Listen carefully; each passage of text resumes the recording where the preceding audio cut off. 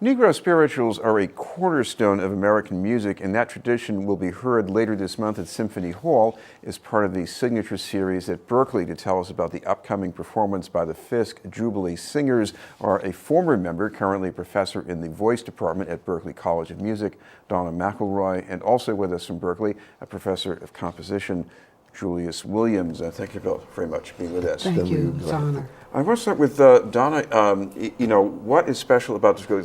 Goes back about 150 years?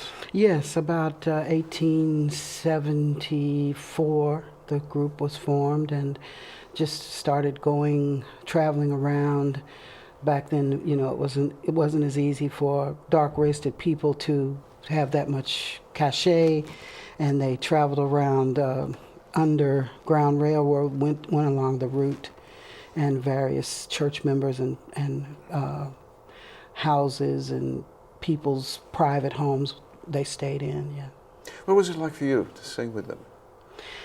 Pretty much the same. We followed the tradition of staying in hosts' homes, and the church would feed us and house us, and then we'd move on, we'd get on the bus and move on to the next church congregation. Yeah. Turning to Julius Williams, talk about the way the ensemble relates to the tradition of spirituals, because you see these performances.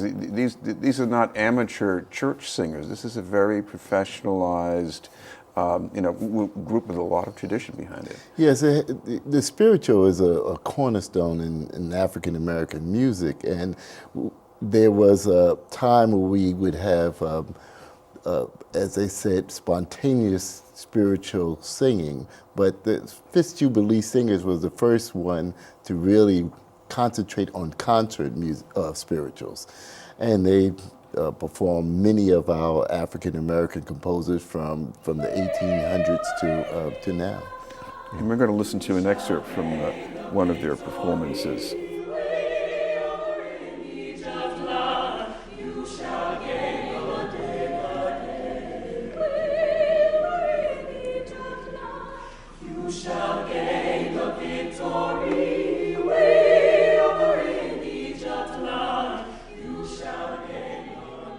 Donna McElroy, it looks from this video as if it's second nature and it's easy, but talk about rehearsing and getting this right. It's not that easy. Well, there is a sound, and it is born out of the attempt to Eurocentricize the human voice and to sing it as close to the Eurocentric style of singing.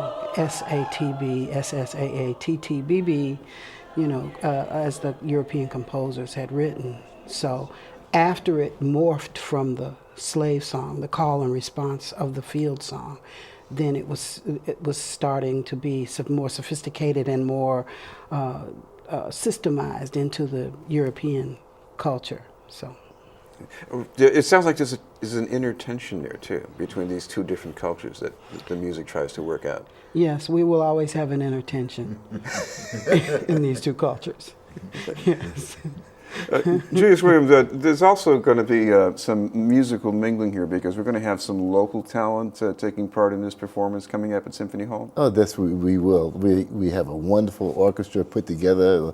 A Boston Conservatory and Berklee College of Music. We have singers, faculty singers that are performing. We have the children's choir, the Boston Children's Choir, part of this celebration. So we have a big conglomerate of exciting talent that's going to be performing. Donna, before you were with the Fisk Jubilee Singers, you were also in a children's choir. Tell us what that was like. The Louisville Youth Choir, yeah. Very traditional children's arrangements, Bach, Mozart, Brahms, some contemporary musics, but mostly the classical music for children's choirs. And then I also, did some local talent contests and things of that nature, and then immediately walked up onto the stage at Fisk and sang for the president, who was the man who was president at the time, and got a full scholarship. And just God has really just blessed me to walk in the path. Donna, talk about how this music matters for students, because there are students who will study this music, they'll probably study some of it with you, and yet they aspire to do a different kind of music as they pursue their careers. Talk about how the music supports that. Well, it's important when I teach for me to always reiterate over and over that today's music is derivative of the evolution of that original slave music.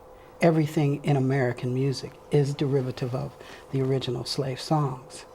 So that's what, and hearing the stories and hearing all the information that is to be gathered about not only the Jubilee Singers, but the slave song in general has been a wonderful blessing for me. Julius Williams, we talk about how these original forms of music, they would get transformed the way jazz composers would transform them. You teach composition. You must have some experience in this, Oh, right? yes, and I've written arrangements of spiritual. In fact, on this program, 3 of the pieces I actually arranged spirituals for the orchestra that we have, and so it's the source material of the African American composer. It's always been a source material.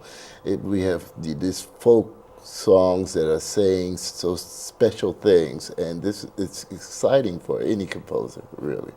And you can't understand what comes after unless you know the source. Donna, we should also mention, since you're a source here, if people want to find out some more information about this, what's the best way to check that out? We should mention the date of the concert, too. Yes, it's this coming Sunday night, the 21st at 7 p.m. at Boston Symphony Hall. And to find tickets, you could go on bso.org and type in the date, and we'll be there. Thank you both very much. Thank you. Donna McElroy and Julius Williams. Thank you. Thank you. From Berklee College of Music.